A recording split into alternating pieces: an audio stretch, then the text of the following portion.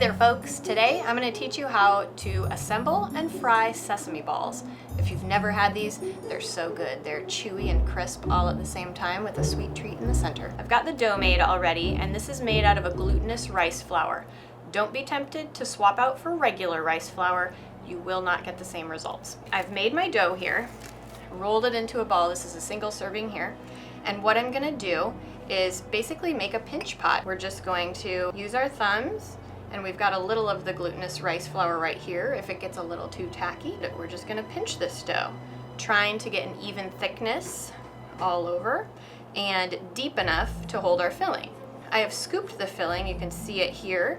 It's a number 100 scoop, also about 2 teaspoons. You have it pre-portioned, it just kind of makes it a little bit easier. Your little pinch pot doesn't have to be perfect, and they might look different every time you make them, and that's okay. I'm gonna grab a little piece of the filling.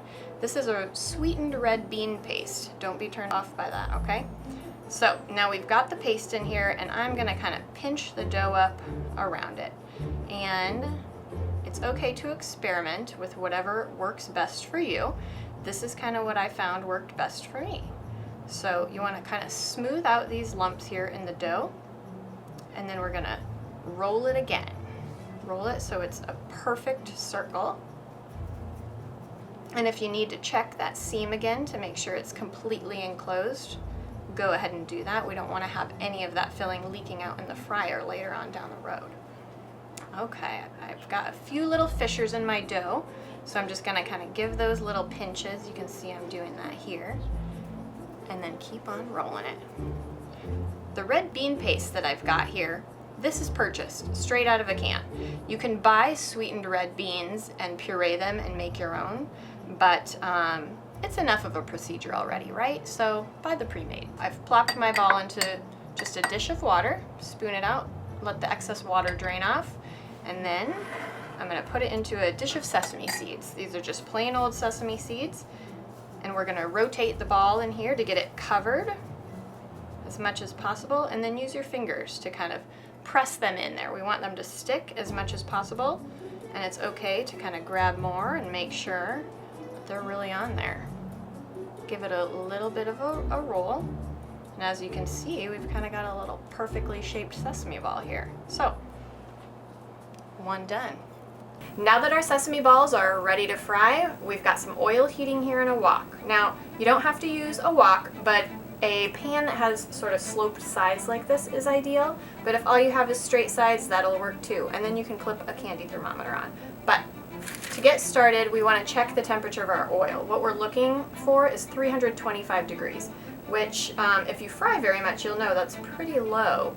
But that's traditional for this little tasty snack. So I'm a little high, but the temperature is going to drop a little bit as we add the sesame balls to the hot oil. If you want to prevent any potential splashing, you can just put them right on top of this skimmer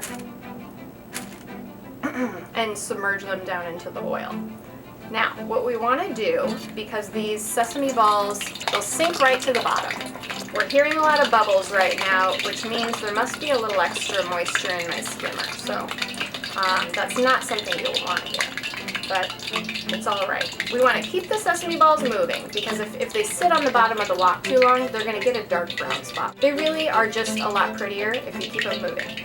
Now, after a while, the sesame balls are going to rise to the surface, and that's where I'm going to show you a cool technique for these. Okay, we're pretty close. I've found in testing that if it goes up to 350, that's going to be okay too. So try to keep it between 325 and 350.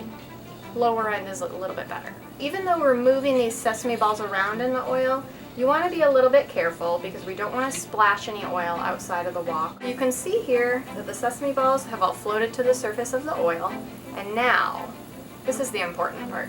This skimmer here with a fine mesh in the center is going to help us. We're going to roll the sesame balls against the side of the wok while they're sort of still submerged in the oil. You want to apply gentle pressure.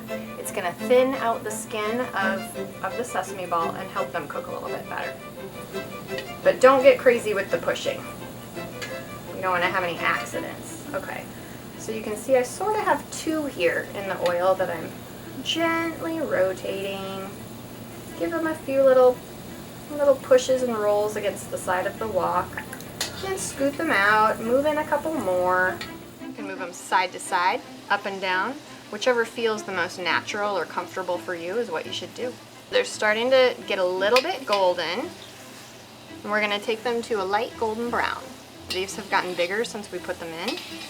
At this point, I think I'm just gonna kind of keep them moving in the hot oil, and once they are the beautiful golden color we're looking for, we're gonna take them out and drain them. I've been rotating these around in the oil for quite some time now, but they're pretty evenly colored on all sides. We kept them off the bottom so they don't have any dark spots. So I think at this point, I'm gonna go ahead and get these out of here.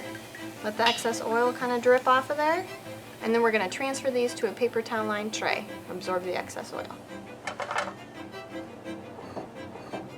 Turn the heat off on your oil, and there we go. I hope you enjoy these as much as we do.